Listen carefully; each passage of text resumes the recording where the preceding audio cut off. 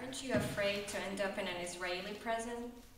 Ending up in a prison anywhere is scary on its own, regardless to the country.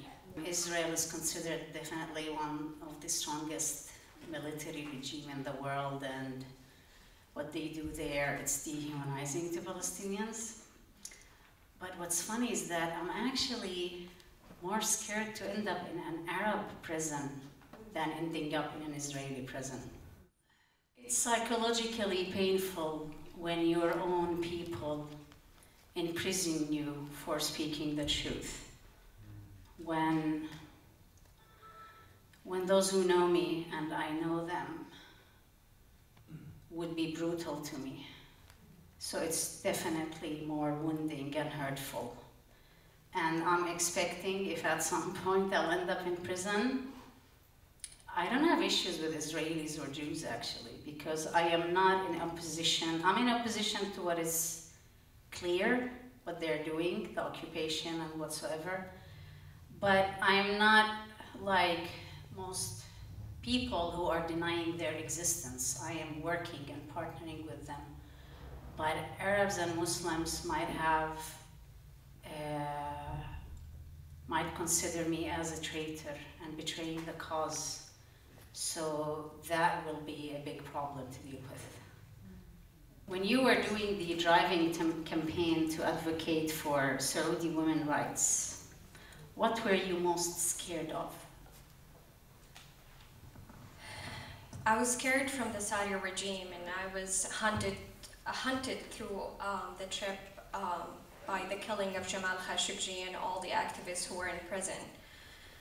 But I believed in the future of women's rights in Saudi Arabia, and I imagined, what is freedom for Saudi women? Freedom for Saudi women is driving a car, living the life, partying, dancing, and protesting in front of the embassy and asking for their rights. And that's exactly what I did. Mm-hmm. What was the most fearful emotion that you had to go deep into to resolve it? Ouch. I'm gonna tell a short story.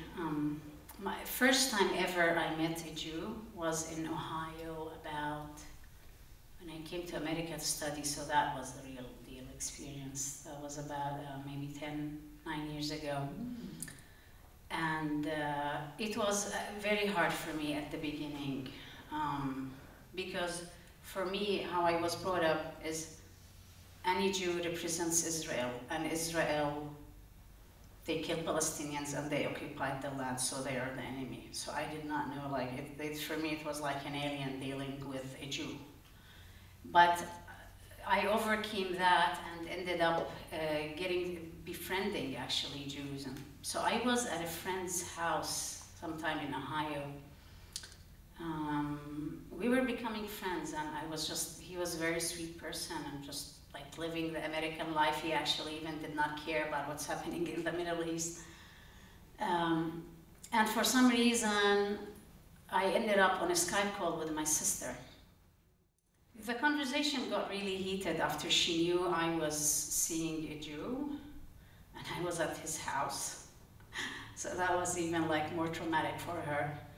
At some point, the conversation ended with, she of course got very angry at me and said, "You are not my sister anymore, I don't know you."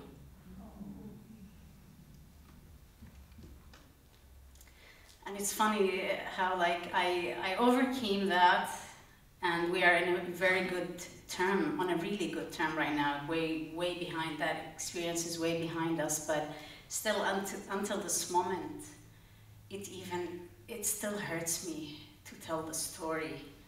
Because for me, the whole world collapsed on my heart the moment she told me that. And I realized, okay, I am being casted out, unloved, rejected, and just kicked out from the family and the people where I belong. So I had to educate myself and do healing and coming to terms that when people are angry, I'm coming from a very wounded place, like where she was at, and I was her at some point. we would definitely get angry and just inject our pain and anger at others and say hurtful things. So I understood her, and I did not take it personal anymore. It was her pain. When your parents cut ties with you, how did that affect you? And was it related, did it like affect you with fear, anxiety, and how was that? Tell me.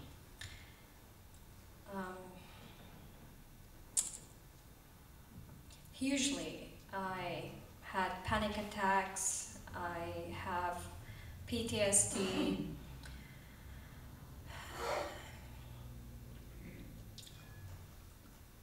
They made me see a new perspective of what are the things that I should have for granted, and that nothing stays forever, not even family, and everything just changes.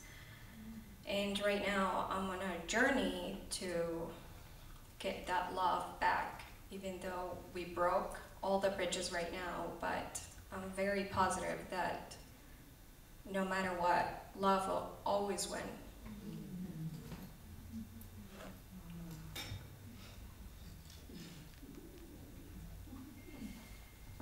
Coming from a tribal and a traditional culture, as most of the Middle Eastern countries are, how did you become you?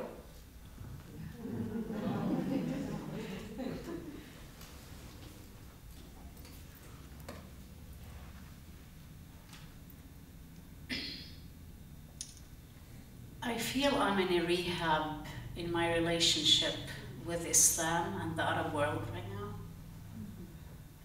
There is a lot to unlearn and relearn, because a lot of things do not talk to my heart and do not resonate with my values right now.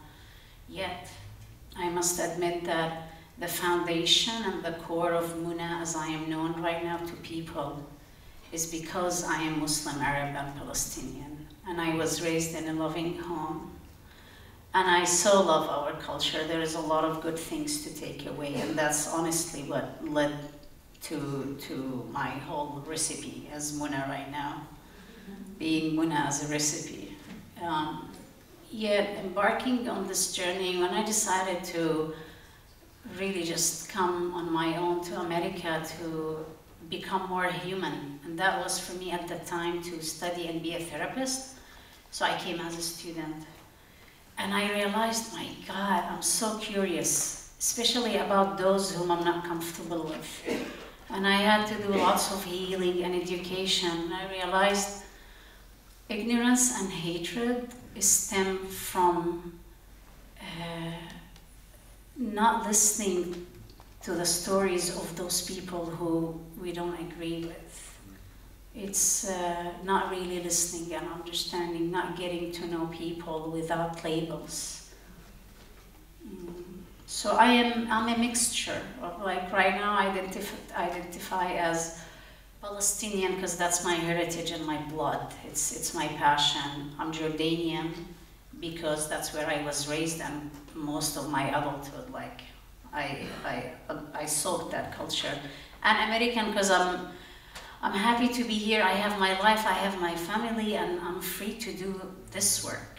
So I'm grateful for that. When life gets overwhelming and hopeless, what daily things do you do to cope with this?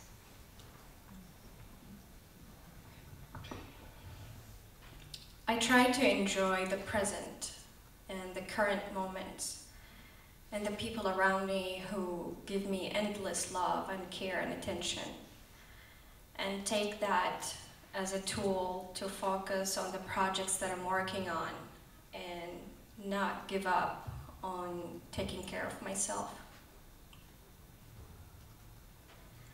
What is self-care to you, and what is self-care in the Middle East?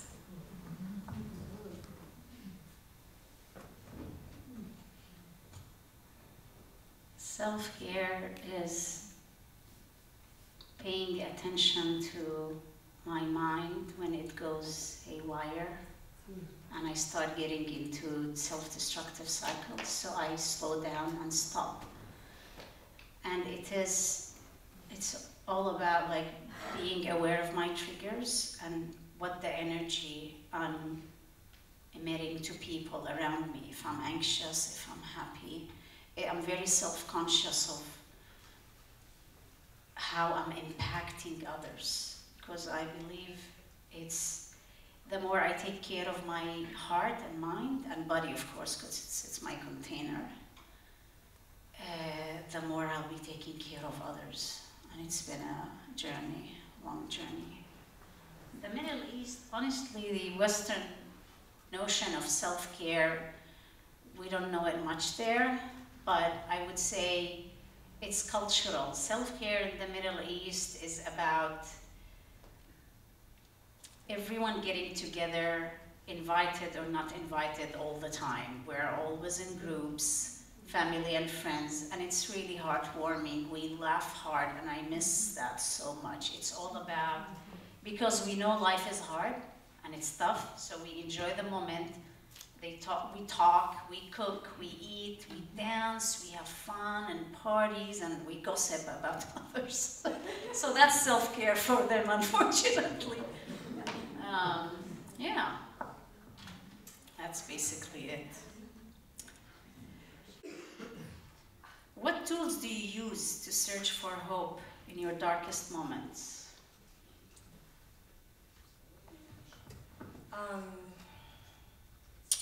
Finding love in myself. I know when I am in my darkest moment, it means walking faster than I should be, and that I should slow my pace and try to find what's going on in my body and what's really painful and why am I going through this pain. And the more I slow down and I take care of that, the more I find love within, and then I see it everywhere around me. About somatic healing techniques? Lifestyle-wise, exercising, healthy diet, and just endless love. Endless love, specifically to the people around me.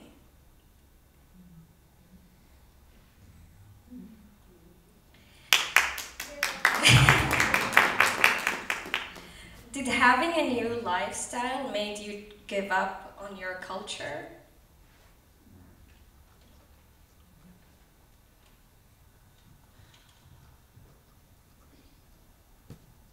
No, as I said before, I'm a kind of like a reformed, ongoing reform of Muna,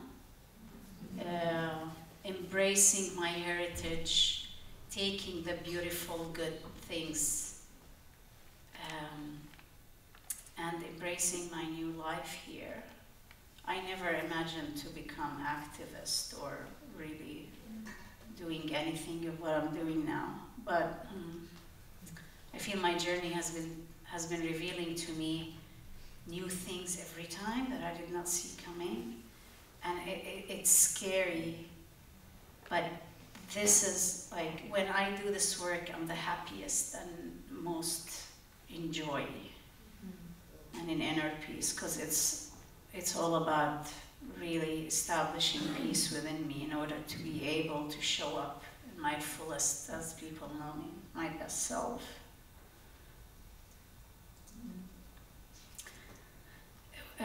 How do you react when you are faced with a challenging or aggressive person who's coming at you with like aggressive energy?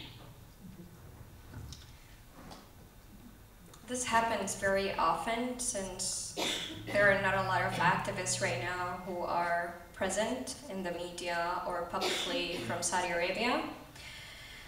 I usually just keep it silent. I don't reply at the moment. I know when people are so angry, it's a projection of what they are feeling at the moment. And I try to find the reasons of why they reacted this way.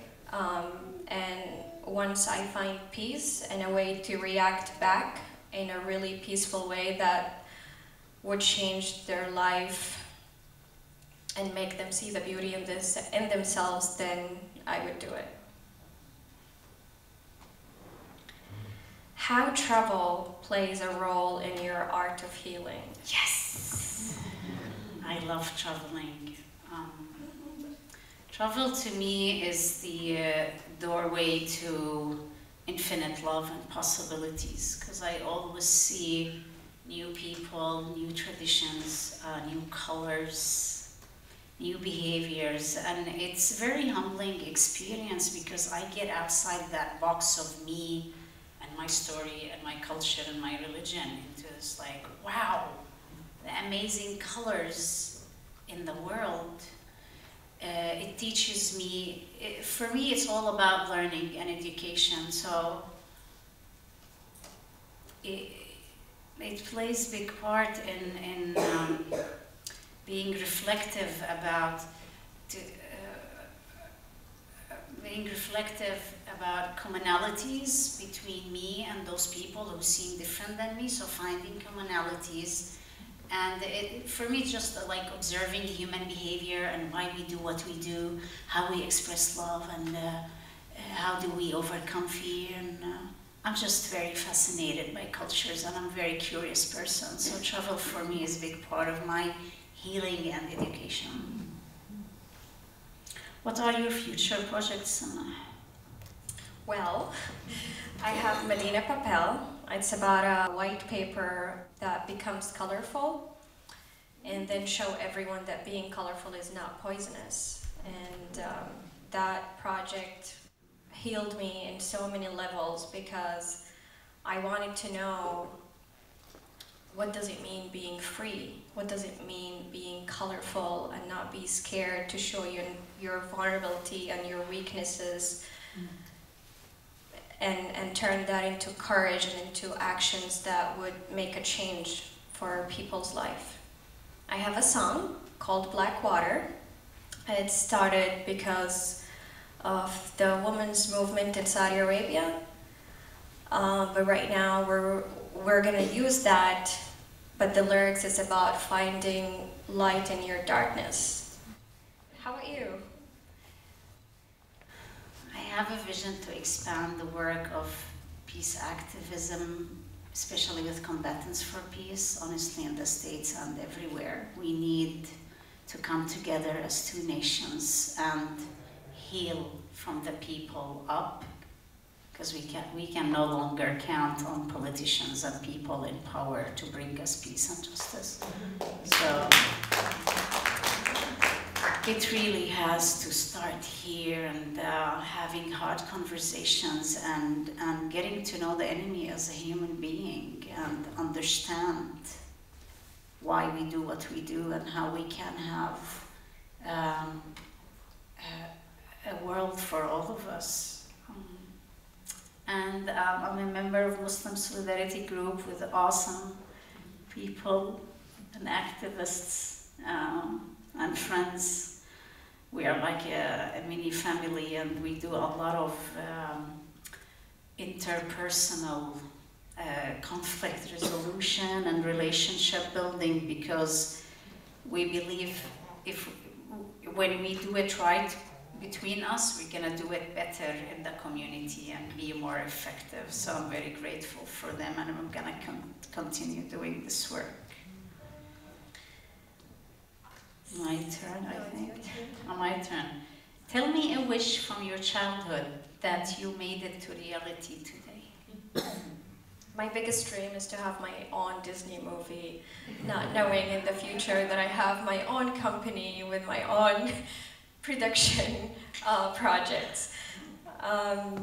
Since culturally, you are not in agreement with Saudis, what does it mean to you sharing your deepest fears with me? I don't like Saudis.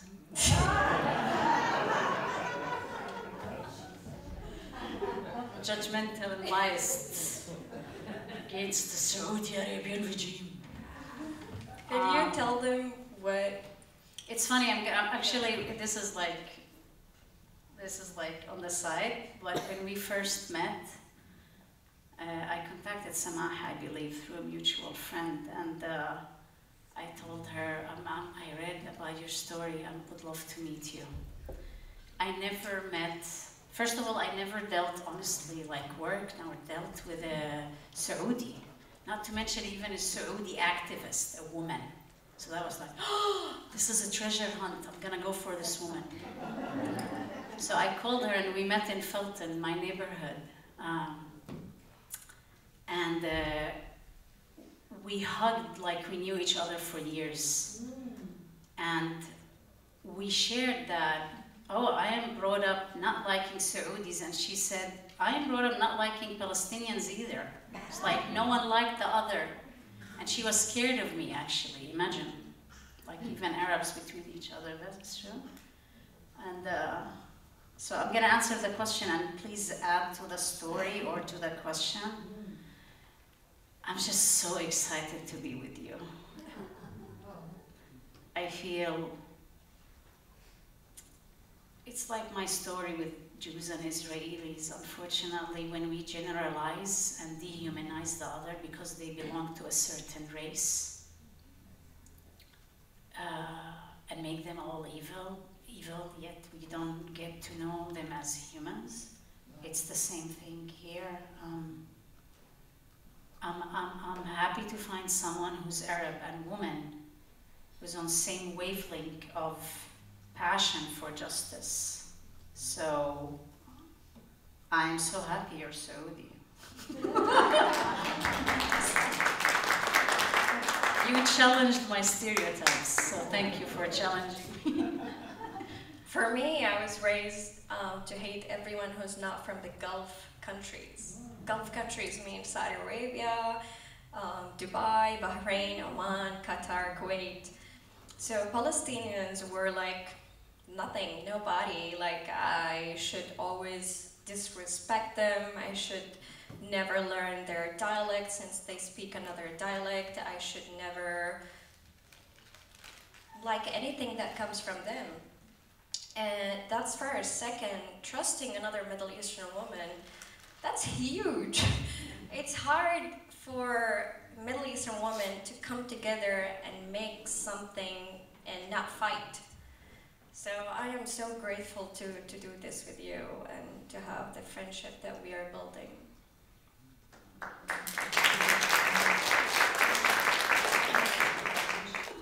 Tell me a wish from your childhood that you made it to reality today. To have a voice and speak up. I was very shy and very scared and kind of oppressed. Not because I'm a woman, but I'm the youngest in the family, and I was considered like, oh, Muna the sensitive, the naive, just don't take anything from her, let's just do our business, the adults. And I always looked up to the adults and thought they know more than me. And there are other incidents that actually pushed down my voice and I could not speak up, and it traumatized me big time. So I decided, well, I'm gonna speak up out loud from now on. I don't care.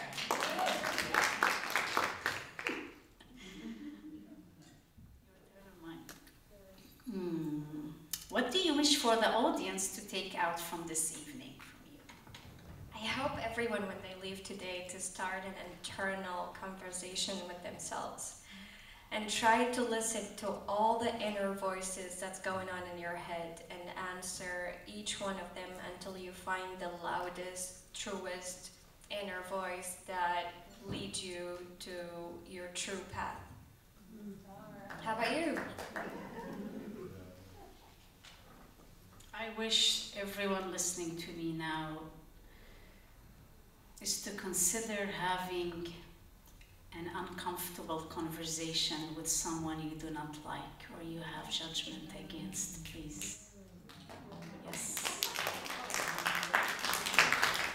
We need the hard conversations, honestly. It's so crucial at this time. And Brené Brown, she said, if you're not willing to have hard conversations and be uncomfortable, then this is the definition of privilege.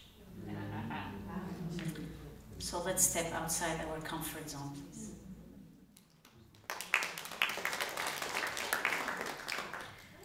Why is non-violent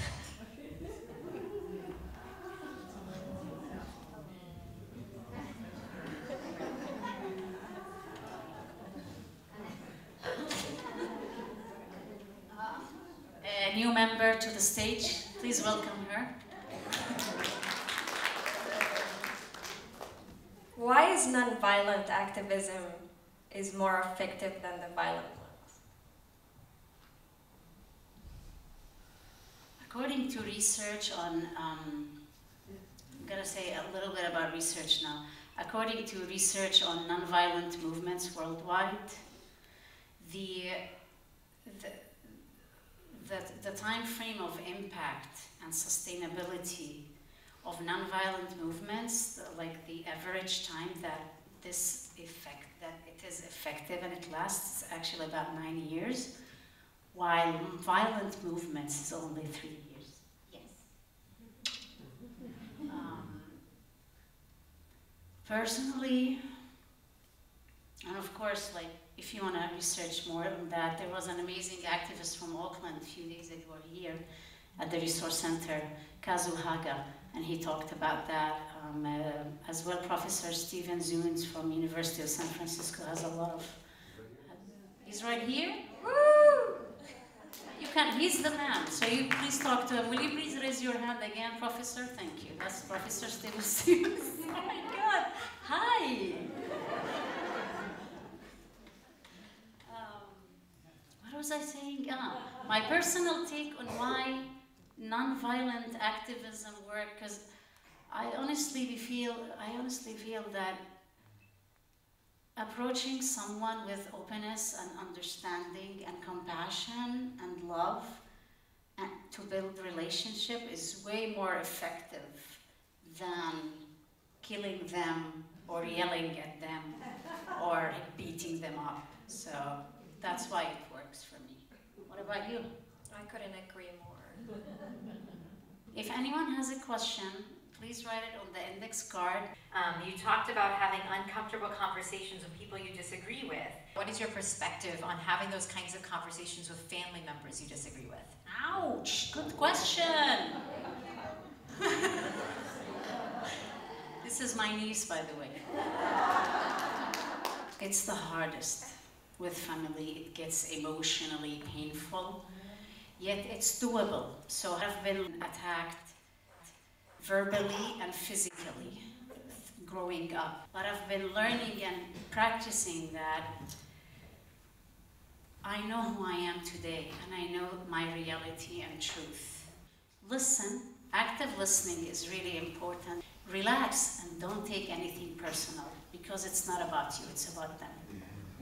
I really want to see women in Saudi Arabia having their own independence, full independence, living their own freedom without being scared to speak up or living the life that they want. What I really want right now for myself is to live the present, because I learned that I was jumping from the past into the future for a very long time, and I was really scared to live the present because I actually don't know what does it mean living the present. I was always locked up. I was always in a situation that I had to follow rules. I was not allowed to talk, and even if I talk in a specific way. And then when I got in a country where it's like full freedom, and I'm like, all right, I actually don't know what freedom is. I don't know how to live that freedom. So that was a lot of process, and it got me into, like, sometimes I see my world is shaking and I'm panicking, but, you know, we don't give up.